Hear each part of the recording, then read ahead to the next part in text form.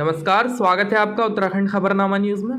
उत्तराखंड में धामी सरकार द्वारा की जा रही अतिक्रमण पर कार्रवाई को लेकर सियासत तेज हो गई है। कांग्रेस इसे सरकार की तानाशाही बता रही है, तो वहीं अतिक्रमण के मामले में धामी सरकार सख्त कार्रवाई की बात कर रही है। इधर सूबे में धामी सरकार द्वारा अतिक्रमण पर की जा रही कार्रवाई को लेकर सितारगंज नगरपालिका के अध्यक्ष हरीश दुबे ने धामी सरकार को घेरा।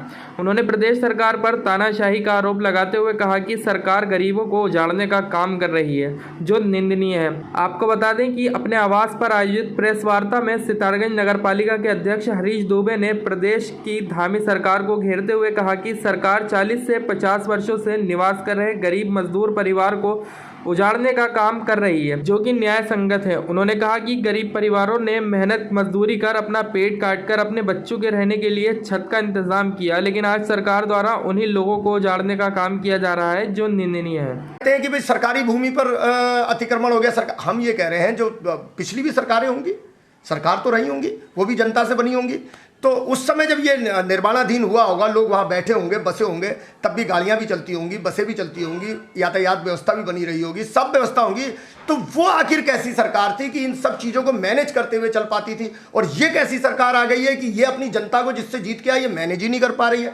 सिवाय उजाड़ने के इनको कुछ दिखाई नहीं दे रहा है। चाहे आप मज़ारों की बात कर लें, चाहे आप मंदिरों की बात कर लें, चाहे आप खोखेपड़ की बात कर लें, चाहे आप लोगों की दुकानों की बात कर लें, चाहे आप लोगों के घरों की बात कर लें, चाहे झाल के दलितों की बात कर लें, ये समझ में ही नहीं आ रहा कि देखिए, इस सरकार का कोई काम नहीं है। मुझे तो ऐसा लगने लगा है कि इस सरकार का कोई काम नहीं है, सिर्फ उजाड़ने का काम कर रही है। और किस तरीके से क्या सोच रही है ये सरकार कि हम लोगों को उजाड़ कर किस तरीके से ये वोट लेना चाहती है, मेरी ये बात समझ से बिल्कुल पर। अब लाल कुआं क्या, मैं अपने सितारगंज की बात बता रहा हूँ। मैं ही बहुत ज़्यादा जब से चुनाव जीत कर आया हूँ, सिवाय मैंने तोड़ फोड़ के यहाँ पर कुछ नहीं देखा। पहले मेरी खटीमा रोड तोड़ी गई, फिर मेरी जेल कैंप रोड तोड़ी गई, फिर मेरी मीना बाजार तोड़ दी गई, फिर उसके बाद किनारे किनारे की बस्तियों में अब ये नोटिस जा रहे हैं कि झाल है, हमारे दलित, हमारे जो वाल्मीकि बंधु हैं, वाल्मीकि भाई हैं, उनकी झाल उजाड़ी जा रही है, लोगों को घरों से उजाड़ा जा रहा है। फिर जंगलातों की तरफ ये बढ़ना चालू हो गए, जंगल की तरफ जा रहे हैं। भाई वीरेंद्र नगर गोठा जैसा ये लगा लीजिए, लंबे समय से, भाई मेरा तो जन्म हुआ है, मैं तो तब से देख रहा हूँ भाई। तो आखिर मैं ये पूछना चाहता हूँ सरकार से कि ये सारे लोग जो आप उजाड़ के पूरे हमारे देश को बहुत अच्छा और सुंदर बनाना चाह रहे हैं, तो बहुत अच्छी बात है। अच्छा और सुंदर हर कोई चाहेगा उसका देश सुंदर हो, लेकिन ये और बता दें कि ये इतने लोगों को ये जो उजाड़ रहे हैं हजारों की संख्या में, ये जाएंगे कहाँ, इन्हें बैठाएंगे कहाँ, इनको ले जाकर कहाँ रखेंगे? भाई सरकार की ज़मीन सरकारी अगर है तो सरकार तो हमने ही बनाई है, जनता ने बनाई है, तो भाई हम कहाँ बैठेंगे, पता तो लगे हमें। ये भी सरकार को अब लगे हाथ स्पष्ट कर देना चाहिए।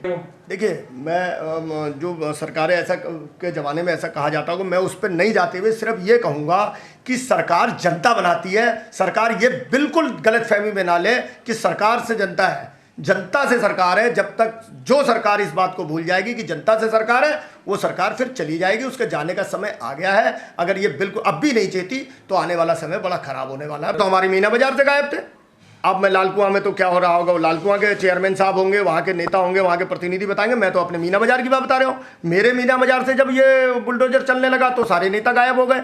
चलिए, उसके बाद वहाँ पे समय मिला, लोग एक दो प्रतिनिधि आए, व्यापार मंडल के पूर्व के प्रतिनिधि जो मेरे खिलाफ चुनाव लड़े थे, संजय गोयल जी, वो भी आए, और भी लोग आए, कुछ लोग आए और उन्होंने समय दिलाया, इसके लिए उनको धन्यवाद है।